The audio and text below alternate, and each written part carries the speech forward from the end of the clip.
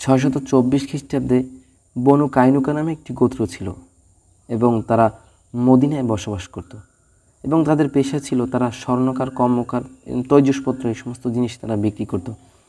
এক মুসলিম নারী মাহরম ছাড়া এক ইহুদির দোকানে, সেই কর্মকারের দোকানে যায় এবং সেই ইহুদি দোকানদার তাকে মুখ খোলার জন্য বলে। তিনি মুসলিম হওয়া সত্ত্বে তিনি মুখ খুলতে রাজি না হওয়ায় সেই ইহুদি দোকানি তিনি যে চেয়ারে বসা ছিলেন সেই মুসলিম নারী তার কাপড় সহ চেয়ারে একটি পেরেক মেরে দেয় এবং তিনি ওঠার সময় তার শরীরটা পুরো অনাবৃত হয়ে যায় এবং তার এই আর্তনাদ শুনে পাশ থেকে একজন মুসলিম পথচারী যাচ্ছিল।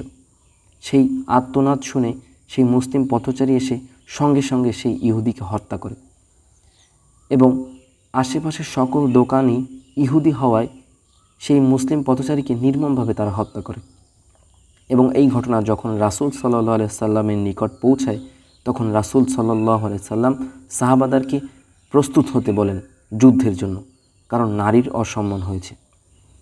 রাসূল সাল্লাল্লাহু আলাইহি সাল্লাম সাহাবাদেরকে নিয়ে একটি আস্ত যুদ্ধের সূচনা হয় সেখানে।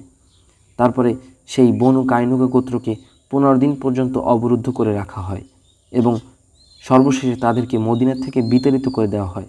এই ছিল নারীর সম্মান। রাসূল সাল্লাল্লাহু আলাইহি সাল্লাম এভাবেই নারীর সম্মান দিয়েছেন। একজন নারীর জন্য পুরো গোত্রকে মদিনা থেকে বিতাড়িত করে দিয়েছেন। কিন্তু আজ আমাদের সমাজের অবস্থা খুব করুণ। রাসূল সাল্লাল্লাহু আলাইহি সাল্লাম নারীদের কী অধিকার দিয়েছিলেন? নারীরা পর্দা করবে আর পুরুষরা তাদেরকে প্রোটেক্ট করবে। আমাদের ইসলামী অনুভূতিটাকে আমরা প্রচার প্রসার করি, নারীদের অধিকার সম্পর্কে আমরা সকলেই সজাগ এবং সচেষ্ট থাকি। ভালো থাকবেন, সুস্থ থাকবেন। আবার দেখা হচ্ছে পরবর্তী কোনো ভিডিওতে। আসসালামু আলাইকুম ওয়া রাহমাতুল্লাহি ওয়া বারাকাতুহু।